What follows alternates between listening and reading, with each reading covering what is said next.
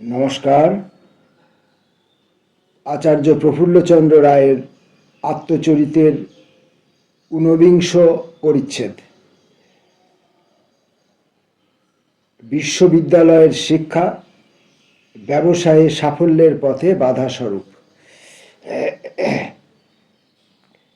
ব্যবসায়ে বিশ্ববিদ্যালয়ের শিক্ষিত যুবক ইংল্যান্ডে তাহাদের অবস্থা কিরূপ শীর্ষক একটি প্রবন্ধে মিস্টার গিলবার্ট ব্র্যান্ডন এই অভিমত প্রকাশ করিয়াছেন যে ব্যবসা বাণিজ্য ক্ষেত্রে বিশ্ববিদ্যালয়ের উপাধি জীবনে সাফল্য লাভের পক্ষে বাধাস্বরূপ। বড় বড় ব্যবসায়ী বা শিল্প প্রবর্তকদের কথা চিন্তা করিলে স্বীকার করিতে হয় যে তাহাদের অধিকাংশই বিশ্ববিদ্যালয়ের শিক্ষা পান নাই, কিন্তু তাহাদের মধ্যে অধিকাংশ লোকই কঠোর পরিশ্রম ও অক্লান্ত সাধনার দ্বারা নিম্নতম স্তর হইতে সাফল্যের উচ্চ শিখরে আরোহণ করিয়াছেন। তাহাদের আরেকটি বিশেষ শক্তি ছিল, যার নাম দেওয়া যাইতে পারে অর্থোপার্জনের বুদ্ধি বা কৌশল।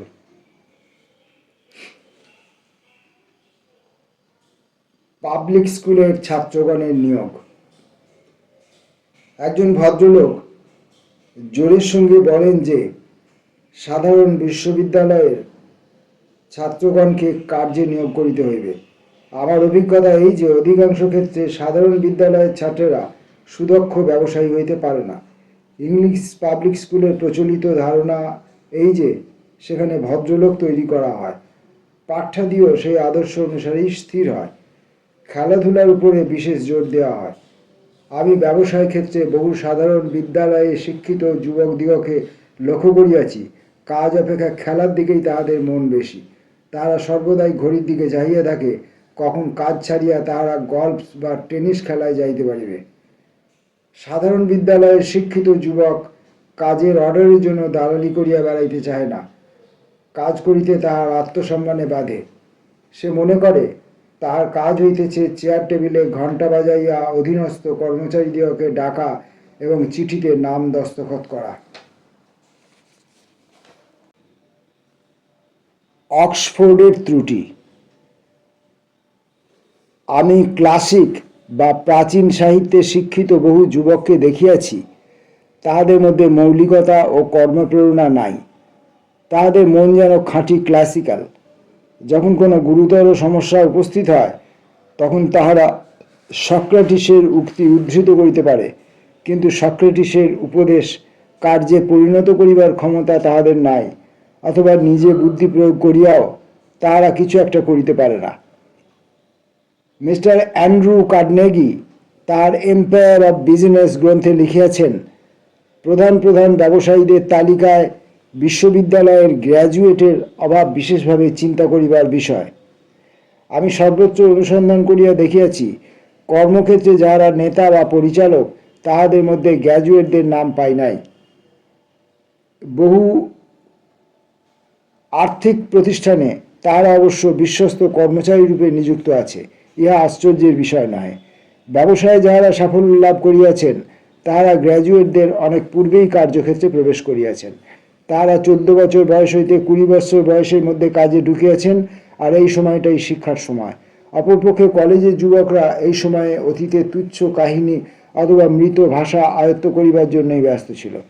এইসব বিদ্যা ব্যবসায় ক্ষেত্রে কোনো কাজে লাগে না। এজন্য অন্য পৃথিবীর উপযোগী বিদ্যা। যিনি ভবিষ্যতে ব্যবসায় ক্ষেত্রে নেতৃত্ব করিয়াছেন তিনি তখন হাতে কলমে কাজে শিখিয়া ভবিষ্যৎ জীবন সংগ্রামের জন্য প্রস্তুত হইয়াছেন। জনৈক আমেরিকান লেখক বলিয়াছেন, ব্যবসায়ের শিক্ষার বেলায় একথা ভুলিলে চলিবে না যে ব্যবসায়ীর ভবিষ্যৎ জীবন কাজের জীবন হইতে অধ্যয়নের জীবন হইবে না। ব্যবসায়ের শিক্ষার বেলায় একথা ভুলিলে চলিবে না যে ব্যবসায়ীর ভবিষ্যৎ জীবন কাজের জীবন হইবে, অধ্যয়নের জীবন হইবে না।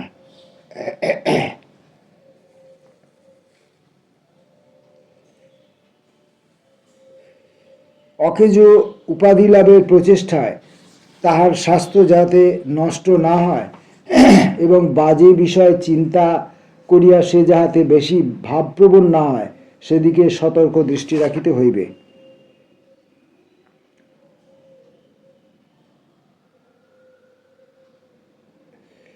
যিনি ভবিষ্যতে ব্যবসায় ক্ষেত্রে নেতৃত্ব করিয়াছেন তিনি তখন হাতে কলমে কাজ শিখিয়া ভবিষ্যৎ জীবন সংগ্রামের জন্য প্রস্তুত হইয়াছেন।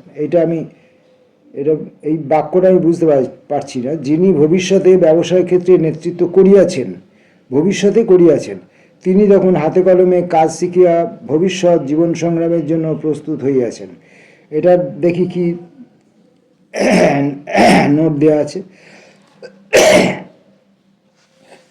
পরলোকগত ভূপেন্দ্রনাথ বসু যখন বিলাতে ইন্ডিয়া কাউন্সিলের সদস্য ছিলেন তখন তার জনৈক সহকর্মীকে ইনি কোনো বড় ব্যাংকের সঙ্গে সংশ্লিষ্ট ছিলেন। একটি বাঙালি যুবককে ব্যাংকের কাজে শিক্ষানবিশ লইতে অনুরোধ করেন।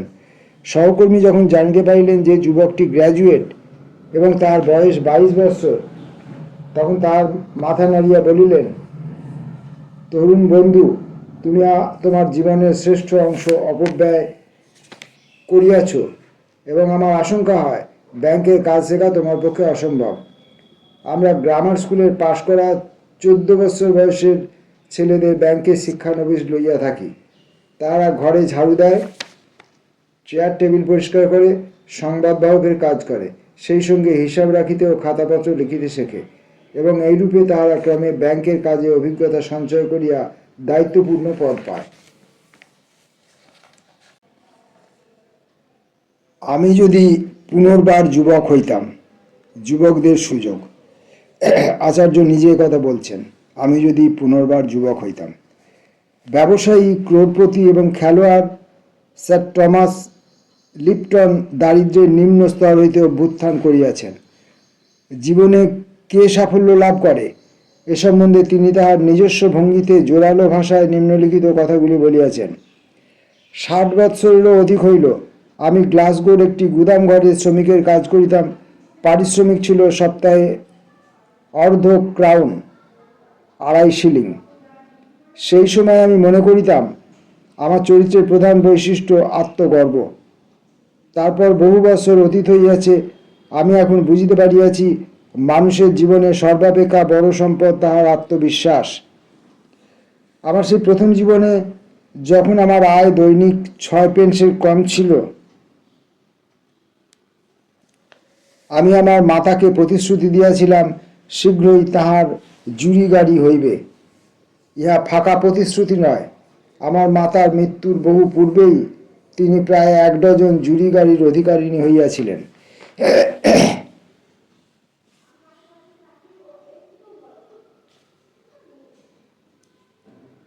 আমার মা আমাকে উৎসাহ দিয়াছিলেন। আমি যদি পুনরায় যুবক হইতাম, আমি যদি অতীতকে অতিক্রম করিয়া পুনর্বার জীবন আরম্ভ করিতে পাইতাম, তাহলে পূর্বের মতোই জীবন পথে অগ্রসর হইতাম। কিন্তু আমার চরিত্রে 2টি অমূল্য গুণ থাকার প্রয়োজন হইত: আমার মাতার প্রতি ভক্তি, ভালোবাসা এবং নিজের যোগ্যতার প্রতি বিশ্বাস। যে যুবক জীবনযুদ্ধে সাফল্য লাভ করিবেন তাহার মধ্যে এই 2টি গুণ দেখিতে যাই। আমি এখন বুঝিতে পারিতেছি আমার সমস্ত সাফল্যের জন্য মায়ের নিকট আমি ঋণী। তিনি আমাকে প্রত্যেক কাজে উৎসাহ দিতেন। এখানে একটা নোট দেয়া আছে। কার্নেগিও তার মাতার প্রতি শ্রদ্ধা প্রদর্শন করিয়াছেন। সাধারণত ইউরোপীয় পিতামাতার কিছু বুদ্ধিবিদ্যা আছে। Robert Burns, Andrew Carnegie, Mussolini এবং লয়েড জর্জের পিতামাতা দৃষ্টান্ত অনুসরণ করা যাইতে পারে। সচ্চরিত্র দরিদ্র পিতামাতার ছেলেমেয়ের ধনী ছেলেমেয়েদের অপেক্ষা এই বিষয়ে অনেক বেশি সুবিধা আছে। মা, ধাত্রী, রাঁধুনি, গভর্নেস, শিক্ষক, ধর্মের আদর্শ সবই একজন। অপরপক্ষে পিতা একাধারে আদর্শ চরিত্র, পথপ্রদর্শক, পরামর্শদাতা ও বন্ধু। আমি ও আমার ভ্রাতা এইভাবেই মানুষ হইয়াছিলাম। একজন লক্ষ্যপতি বা অভিজাত বংশের ছেলের ইহার তুলনায় কি বেশি সম্পদ আছে? কার্নেগি তার আত্মচরিতে এই কথা লিখেছেন।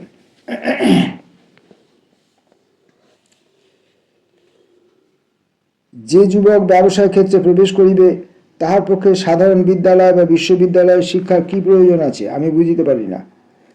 ওই শিক্ষার ফলে এমন সব বিদ্যা সে অধিগত করে যাহা তাহার কোনো কাজে লাগে না, এবং উহাতে অনেক মূল্যবান সময় ব্যয় হয় যাহা সে উপার্জনে ব্যয় করিতে পারিত। একজন যুবক 21-22 বৎসর বয়স পর্যন্ত স্কুলে থাকিবে কেন? সেই সময়ের মধ্যে কাজ করিয়া সে জীবনের সম্মান ও ঐশ্বর্য লাভ করিতে পারিত। বর্তমানে বিশ্ববিদ্যালয়ের শিক্ষিত যুবক ব্যবসায় ক্ষেত্রে কোনো কাজে আসে না, আপিসের একজন উচ্চ শ্রেণীর বালক ভৃত্য হইতে পারে মাত্র। আমাকে যদি পুনর্বার জীবন আরম্ভ করিতে হইত, তবে আমি একজন শ্রমিকের ছেলের চেয়ে বেশি শিক্ষা চাহিতাম না। আমি সর্বদা চেষ্টা করিতাম কিসে জীবনযুদ্ধে অগ্রসর হইয়া নিজের ক্ষমতার পরিচয় দিব। আমি 60 বছর পূর্বের মতোই ব্যবসায় প্রবৃত্ত হইতাম। আমি সেইভাবেই দেশবাসীকে খাদ্য যোগাইবার ভার লইতাম, কেননা খাদ্যের চাহিদা কখনো কম হয় না। আমার ব্যবসা লোকের খেয়ালের উপর নির্ভর করিত না। আমি এমন জিনিসের ব্যবসা করিতাম যা চিরদিনই লোকপ্রিয় হইতে বাধ্য। ব্যবসা আরম্ভ করিয়া আমি আমার সম্মুখে কয়েকটি আদর্শ রাখিতাম। আমি পুরাতন কোনো খরিদ্দার কখনো ত্যাগ করিব না, পরন্তু সর্বদা নতুন খরিদ্দার সংগ্রহ করিব। আমি খরিদ্দারদের সেবা করিব, সুতরাং কেহই আমার প্রতি অসন্তুষ্ট হইবে না। আমি সর্বদা এই গর্ব করিব যে আমি সর্বাপেক্ষা কম দামে বেশি ও ভালো জিনিস দিই। আমার ব্যবসা অন্যের আদর্শস্বরূপ। আমি প্রত্যেক খরিদ্দারকে আমার বন্ধু করিতে চেষ্টা করিব। প্রত্যেকে একথা ভাবিবে যে তাহার জন্য আমি সর্বদা অবহিত।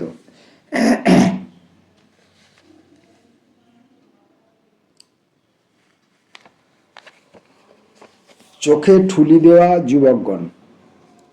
সংক্ষেপে আমি আমার অভিজ্ঞতালব্ধ পরীক্ষিত ও বিশ্বস্ত নীতিগুলি অবলম্বন করিব, এবং সর্বোপরি আমার মাতার প্রভাব আমাকে সর্বদা মহত্তর ও বৃহত্তর কাজে প্রেরণা দিবে। এ একটা মহৎ প্রচেষ্টা হইবে। বর্তমানে জীবন সংগ্রাম বড় কঠোর, সুতরাং অধিকতর উৎসাহ ও আনন্দপূর্ণ। যে ব্যক্তি একক জীবন সংগ্রামে প্রবেশ করে সে শীঘ্রই বড় বড় প্রতিযোগীদের সম্মুখীন হয়, তারা তাহাকে পশ্চাতে ঠেলিয়া দিতে চেষ্টা করে। কিন্তু বর্তমানে সে তাহার ক্ষমতা ও যোগ্যতা প্রমাণ করিবার বহু সুযোগ পাইবে। যে যুবক সাফল্য লাভ করিতে চায়, বাধা বিপত্তি তাহার কাছে কিছুই নয়। Pears weekly.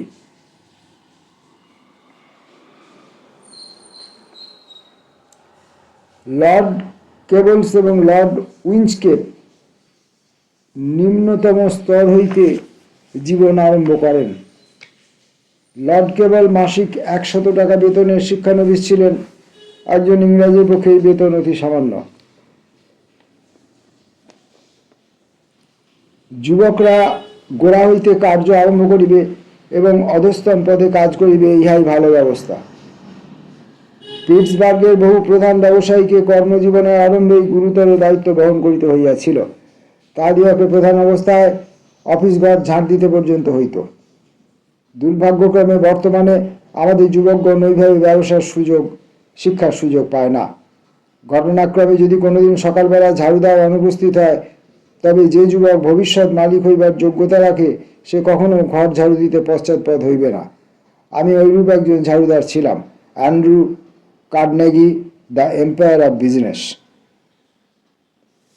45 বছর পূর্বে একজন নির্মলকান্তি প্রিয়দর্শন ল্যাঙ্কাশায়ার যুবক এক মুদির দোকানে কাজ করিত। তাহার দুইটি চোখ ভিন্ন, বিশেষভাবে আকর্ষণের বস্তু আর কিছু ছিল না। তাহার চোখ দুইটি ভিন্ন, বিশেষভাবে আকর্ষণের আর কোনো বস্তু ছিল না। যাহার এইরূপ চোখ সে কখনো সাধারণ লোক হইতে পারে না। কোনো শিল্পী সেই চোখের বিচিত্র বর্ণ ধরিতে পারিত না। এই বালকই ভবিষ্যতে লর্ড লেভারি হিউলম হইয়াছিলেন। 20 বৎসর পূর্বে জনৈক বোল্টনবাসীর মুখে আমি এই বর্ণনা শুনি। সে উইলিয়াম লেভার ও তাহার পিতাকে চিনিত। বালক একজন প্রধান ব্যবসায়ী এবং ব্রিটিশ সাম্রাজ্যের মধ্যে অন্যতম শ্রেষ্ঠ ধনী। 50 বছর পূর্বেকার কথা আমার মনে পড়িতেছে। যুবক লেভার অল্পকালই শিক্ষা পাইয়াছিলেন, তারপরই তিনি ব্যবসায় ক্ষেত্রে প্রবেশ করেন। লর্ড বার্কেনহেড কন্টেম্পোরারি পার্সোনালিটিজ 277 পৃষ্ঠা। লোহা ও ইস্পাতের ব্যবসায়ী দুইজন প্রধান অগ্রণী হেনরি বেসেমার এবং অ্যান্ড্রু কার্নেগি। বেসেমার ইস্পাত তৈরির প্রক্রিয়ায় যুগান্তর আনয়ন করেন। তিনি ধাতুবিদ্যার কিছুই জানিতেন না, কিন্তু তাহাতে তিনি পশ্চাৎপদ হন নাই। এ বিষয়ে যাহা কিছু পাঠ্য পাইয়াছিলেন সমস্তই তিনি পড়িয়াছিলেন। বহু কোটিপতি ও লোকহিতব্রতী অ্যান্ড্রু কার্নেগি টেলিগ্রাফের পিয়ন রূপে কাজ আরম্ভ করেন। তার জীবনেও এই একই দৃষ্টান্ত দেখা যায়। এক কথায় তিনি সম্পূর্ণ স্বীয় চেষ্টায় শিক্ষালাভ করেন। কার্নেগি আবিষ্কারক কিংবা বৈজ্ঞানিক নহেন, কিন্তু একটা মহৎ বৈজ্ঞানিক আবিষ্কারকে সময়োপযোগী উপযোগী করিয়া কিরূপে কার্যক্ষেত্রে প্রয়োগ করিতে হয় সে বিষয়ে তাহার সমকক্ষ কেউ ছিল না। অ্যান্ড্রু কার্নেগি বেসেমার প্রক্রিয়াকে গ্রহণ করিয়া আমেরিকায় তথা জগতের শিল্পে যুগান্তর আনয়ন করেন। সুতরাং দেখা যাইতেছে, ব্যবসায় ক্ষেত্রে সাফল্য লাভ করিতে হইলে অথবা শিল্প প্রবর্তক হইতে হইলে বৈজ্ঞানিক বিশেষজ্ঞের জ্ঞান তেমন প্রয়োজনীয় নহে। সেজন্য চাই সঙ্গবদ্ধভাবে কাজ করিবার শক্তি, উৎসাহ ও প্রেরণা।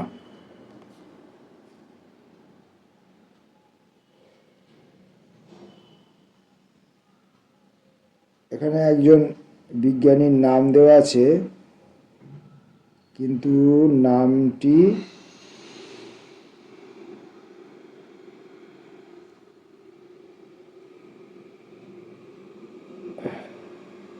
নামটি স্পষ্ট ছাপা হয়নি, পড়া যাচ্ছে না। যাই হোক, একজন বিজ্ঞানী যথার্থই বলিয়াছেন, ব্যবসায়ী নিকট বিশেষজ্ঞ ব্যক্তি অকেজো বলিয়াই মনে হয়।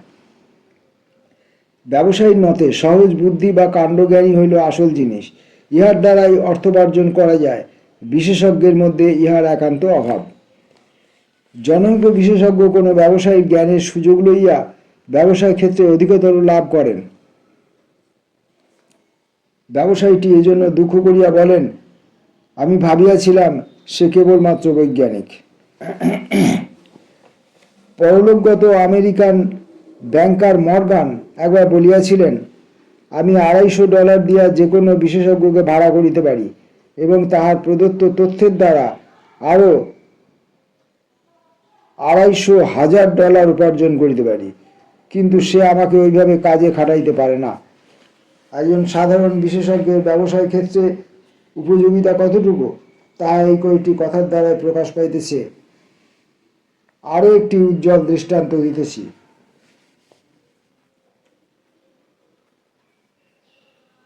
মিস্টার বাটার কর্মজীবন। মোরেভিয়ার জিলিন শহরবাসী মিস্টার টমাস বাটা 10 বৎসরে £1 কোটি উপার্জন করিয়াছিলেন বলিয়া শোনা যায়। ইনি জগতের মধ্যে সর্বাপেক্ষা বড় পাদুকা ব্যবসায়ী। কিছুদিন পূর্বে বিমানযোগে ইনি কলকাতায় আসিয়াছেন। ব্যবসায় ক্ষেত্রে মিস্টার বাটার সাফল্যের কাহিনী উপন্যাসের মতোই চিত্তাকর্ষক। তিনি একজন গ্রাম্য মুচির ছেলে। বাল্যকালে লোকের বাড়ি জুতা বিক্রয় করিয়া বেড়াইতেন। বর্তমানে 55 বৎসর বয়সে তিনি জগতের সর্বাপেক্ষা বৃহৎ জুতার কারখানার অধিকারী। তার কারখানায় প্রত্যহ 1,60,000 জোড়ায় জুতা তৈরি হয় এবং 17,000 লোক কাজ করে। দৈনিক সংবাদপত্র, 8 জানুয়ারি 1932। আমি বহুবার বক্তৃতা প্রসঙ্গে বলিয়াছি যে স্যার রাজেন্দ্রনাথ মুখোপাধ্যায় যদি ইঞ্জিনিয়ারিং পরীক্ষায় সাফল্য লাভ করিতেন তাহলে বাংলাদেশের পক্ষে দুর্ভাগ্য হইত। তিনি যদি BE ডিগ্রিধারী হইতেন তবে তার কর্মজীবন ব্যর্থ হইত। বাংলার কথা বলিতে গেলে দেখিতে পাই, সরকারি লবণগোলার ভূতপূর্ব দেওয়ান বিশ্বনাথ মতিলাল মাসিক 8 টাকা বেতনে প্রথমে জীবনে কার্য আরম্ভ করেন এবং দেওয়ানি কার্য হইতে অবসর লইবার পূর্বে তিনি 10-12 লক্ষ টাকা সঞ্চয় করিয়াছিলেন বলিয়া প্রকাশ। প্রসিদ্ধ ধনী আশুতোষ দেবের পিতা একজন দেশীয় মালিকের অধীনে মাসিক 5 টাকা বেতনে কর্ম করিতেন। তারপরে তিনি ফেয়ারলি ফার্গুসন অ্যান্ড কোম্পানির ফার্মে কেরানির কাজ পান। আমেরিকার জাহাজ ব্যবসায়ীদের অধীনেও তিনি কাজ করেন। শেষোক্ত ব্যবসায়ীরা তাহার নামে তাহাদের একখানি জাহাজের নাম রামদুলাল দেব রাখিয়াছিলেন। এই দুই বিদেশীয় ফার্মের অধীনে কার্য করিয়া তিনি প্রভূত ঐশ্বর্য সঞ্চয় করেন। কলিকাতার রথচাইল্ড টাকার বাজারের সর্বেসর্বা মতিলাল শীল প্রায় 1 শতাব্দী পূর্বে মাসিক 10 টাকা বেতনে কর্ম আরম্ভ করেন। Indian Mirror, 14 August 1910। পরলোকগত শ্যামচরণ বল্লভ তাঁর সময়ে একজন প্রধান পাট ব্যবসায়ী ছিলেন। তিনি সামান্য অবস্থা হইতে উন্নতি লাভ করেন। প্রচলিত মত অনুসারে তিনি শিক্ষিত ছিলেন না, কিন্তু তার ব্যবসায় বুদ্ধি ও কর্মপটুতা উচ্চ শ্রেণীর ছিল। শ্রীযুত ঘনশ্যাম দাস বিড়লার কোনো বিশ্ববিদ্যালয়ের শিক্ষা নাই। যদি তাহাকে তরুণ বয়সে বই মুখস্থ করিয়া পরীক্ষা পাশ করিতে হইত, তবে তাহার একটুও ব্যবসায় বুদ্ধি বা কর্মপ্রেরণা হইত না। শিল্প, বাণিজ্য, মুদ্রানীতি ইত্যাদি সম্বন্ধে তাঁর অভিমত লোকে শ্রদ্ধার সঙ্গে গ্রহণ করে। বোম্বাইয়ের টাটা কনস্ট্রাকশন ওয়ার্কসের mister S P. Banerjee Assam Bengal railway অফিসে নিম্নতম কেরানি রূপে কাজ আরম্ভ করেন। তিনি ম্যাট্রিকুলেশন পরীক্ষাও পাশ করেন নাই, কিন্তু তিনি আশ্চর্য কর্মশক্তি ও প্রতিভার পরিচয় দিয়েছেন। তাঁর ফার্ম সাধারণ ইমারতাদি তৈরির জন্য কন্ট্রাক্টটি যে গ্রহণ করে তাহা নয়, রেল, রাস্তা প্রভৃতি নির্মাণের কন্ট্রাক্টও লয়। অপরপক্ষে যাহারা ইঞ্জিনিয়ারিং বিদ্যায় শিক্ষা লাভ করিয়াছে, তাহারা কেবল চাকরি খুঁজিয়া বেড়ায়। শ্রীযুত নলিনী রঞ্জন সরকার ব্যবসায় ক্ষেত্রে সাফল্য লাভ করিয়াছেন। তিনি মাত্র ম্যাট্রিকুলেশন পাস। কিছুকাল হইল বিবিধ অর্থনৈতিক সমস্যায় আলোচনায় তিনি প্রসিদ্ধি লাভ করিয়াছেন। এ সম্বন্ধে তার বক্তৃতা ও পুস্তক আদি সুচিন্তিত তথ্যে পরিপূর্ণ। আমি যখন এই কয় ছত্র লিখিতেছিলাম, তখন ঘটনাচক্রে সংবাদপত্রে মিস্টার মরিসের একটি বিবৃতির প্রতি আমার দৃষ্টি আকৃষ্ট হয়। মিস্টার মরিসকে ইংল্যান্ডের ফোর্ড বলা হয়। মরিস বলিয়াছেন, ব্যবসায়ের দিক দিয়া বিশ্ববিদ্যালয়ের শিক্ষা সময়ের অপব্যয় মাত্র। দু একটি ক্ষেত্রে ব্যতিক্রম থাকিতে পারে, কিন্তু সাধারণত আমার ব্যবসায়ে দেখিয়াছি বিশ্ববিদ্যালয়ের শিক্ষা কোনো কাজে লাগে না। বাণিজ্য ক্ষেত্রে যেসব গুণের প্রয়োজন, বিশ্ববিদ্যালয় তাহা দিতে পারে না, বরং ঐরূপ কোনো গুণ থাকিলে তাহা নষ্ট করে। আন্ডার গ্র্যাজুয়েটদের ধারণা জন্মে যে জীবন অতি সহজ ব্যাপার, তারা খেলাধুলা, আমোদ প্রমোদের প্রতি বেশি মনোযোগ দেয়। গত 40 বছর ধরিয়া আমি বাংলার কয়েকটি শিক্ষা প্রতিষ্ঠানের সঙ্গে যুক্ত আছি। এই সব ক্ষেত্রে বিশ্ববিদ্যালয়ের শিক্ষিত যুবকদের অযোগ্যতা দেখিয়া আমি মনে গভীর আঘাত পাইয়াছি। পৃথিবীর শ্রেষ্ঠ পুরুষ ও নারীদের যদি একটা হিসাব লওয়া যায়, তবে দেখা যাইবে তাহাদের মধ্যে অধিকাংশেরই বিশ্ববিদ্যালয়ের শিক্ষা নাই, অথবা কোনরূপ শিক্ষাই তাহারা লাভ করেন নাই। স্মরণ করিতে হইবে যে Andrew Carnegie, Henry Ford, Thomas Edison, Lord কেবল, রামজে ম্যাকডোনাল্ড, টমাস লিপটন প্রভৃতির মতো লোক যদি কলেজে শিক্ষিত হন নাই, তবুও তাহাদের কালচার বা সংস্কৃতির অভাব ছিল না। কঠোর জীবন সংগ্রামে লিপ্ত থাকিয়া যখন তাহারা ভবিষ্যৎ সাফল্যের গোড়াপত্তন করিতেছিলেন, ঠিক সেই সময় স্বীয় চেষ্টায় জ্ঞান উপার্জনের সুযোগও তাহারা ত্যাগ করেন নাই। যাহারা বৈজ্ঞানিক, ব্যবসায়ী, রাষ্ট্রনীতিবিদ রূপে প্রসিদ্ধি লাভ করিয়াছেন, অথচ সমাজের নিম্ন স্তরে যাহাদের জন্ম, অথবা সামান্য শ্রমিক রূপে জীবন আরম্ভ করিয়াছিলেন, এইরূপ বহু লোকের দৃষ্টান্ত আমি প্রায় উল্লেখ করিয়া থাকি। এই সমস্ত লোক সম্পূর্ণ নিজের চেষ্টায় কৃতিত্ব লাভ করেন। আরও কয়েকজন প্রসিদ্ধ লোকের দৃষ্টান্ত দেওয়া যাইতে পারে। ইহারা ব্যবসায় বুদ্ধির সহিত রাজনীতি জ্ঞান অথবা বৈজ্ঞানিক প্রতিভার সমন্বয় সাধন করিয়াছিলেন। গোসেন এবং লাবক, লর্ড অ্যাভেবেরি ব্যাংকার ছিলেন, কিন্তু সঙ্গে সঙ্গে গোসেন ছিলেন রাজনীতিক এবং লাবক রাজনীতিক ও বৈজ্ঞানিক উভয়ই ছিলেন। একই ব্যক্তির মধ্যে বহু গুণের এইরূপ সমন্বয় দুর্লভ এবং রাষ্ট্রের মঙ্গলের জন্য একান্ত প্রয়োজনীয় নয়। বর্তমান সমাজ শ্রমবিভাগের উপর প্রতিষ্ঠিত। আমি বরাবর বলিয়া আসিয়াছি, বাংলার আর্থিক দুর্গতির একটা প্রধান কারণ এই যে প্রত্যেক যুবক ও তাহার অভিভাবক মনে করে, যদি সে বিশ্ববিদ্যালয়ে মার্কা না পায়, তবে তাহার জীবন ব্যর্থ হইবে। যদি কেবলমাত্র সর্বাপেক্ষা প্রতিভাশালী ও বিদ্যানুরাগী ছেলেদের বিশ্ববিদ্যালয়ে উচ্চ শিক্ষার জন্য পাঠানো হইত, এবং অন্য ছেলেরা স্কুলে পড়া শেষ করিবার পরই ব্যবসা বাণিজ্য প্রভৃতিতে শিক্ষানবিশে আরম্ভ করিত, তবে বাংলার এই আর্থিক দুর্গতি নিবারণ করা যাইতে পারিত। যাহাদের প্রতিভা আছে, রাষ্ট্র কেবল তাহাদের জন্যই শিক্ষার ব্যয় বহন করিয়া থাকে। যাহাদের সে যোগ্যতা নাই, তাহাদের জন্য অন্য নানা পথ আছে। গণতন্ত্রের আদর্শ অনুসারে রাষ্ট্র পরিচালিত বিদ্যালয় সকলের জন্যই। একই আধারে মণিমাণিক্য ও জঞ্জাল উভয়ই একসঙ্গে থাকিতে পারে। কিন্তু আমি এই নীতির বিরুদ্ধবাদী। মধ্যবিত্ত সম্প্রদায় মনে করিত স্কুল তাহাদেরই জন্য, সুতরাং ইহার প্রতি তাহাদের কোনো সম্মানবোধ ছিল না।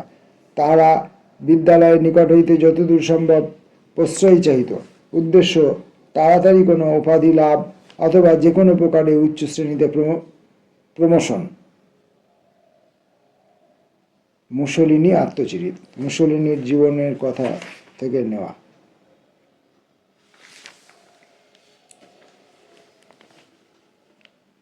শ্রমের প্রতি অবজ্ঞা জাতীয় সংকটের লক্ষণ। স্যার এডওয়ার্ড ক্লার্ক সম্প্রতি একটি বক্তৃতায় বলিয়াছেন, কিংস কলেজ, লন্ডন বিশ্ববিদ্যালয়ের ক্লাস এবং সমস্ত দেশের প্রতি দৃষ্টিপাত করো। এমন বহু ছাত্র আছে যারা জীবিকার জন্য দৈনন্দিন কাজ করিবার পর অতিরিক্ত সময়ে পরিশ্রম করিয়া অধ্যয়ন করে। এই শ্রেণীর ছাত্র হইতেই শ্রমিক মন্ত্রিসভা গঠিত হইয়াছে এবং উচ্চাকাঙ্ক্ষা সম্পন্ন এইসব ব্রিটিশ যুবকদের প্রতি জাতি নির্ভর করিতে পারে। বস্তুত কোনো উদ্দেশ্য লইয়া অধ্যয়ন করাতেই ফল হয়। যাহারা এই উদ্দেশ্য লইয়া পড়াশোনা করে তারা সেই সব ছাত্রদের চেয়ে বেশি যোগ্যতা প্রদর্শন করিবে। যাহারা কেবলমাত্র অভিভাবকদের তাড়নায় পড়িতে বাধ্য হয়, সেইরূপ ছাত্রদের প্রকৃতরূপে নিজেদের কোনো লক্ষ্য বা উদ্দেশ্যই নাই।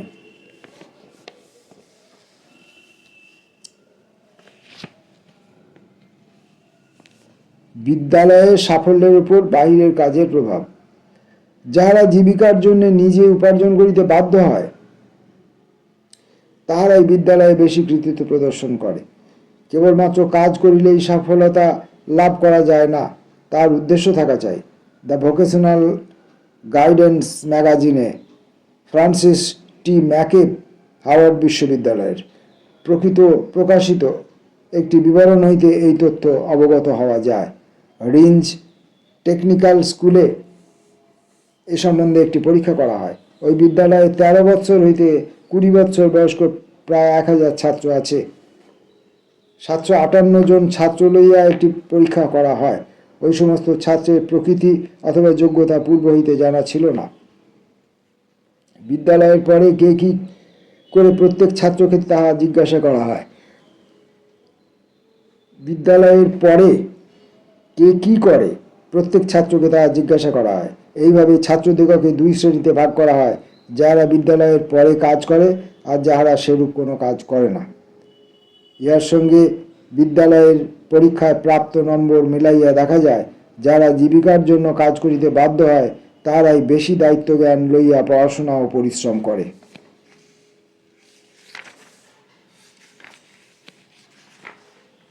আজ এই পর্যন্ত।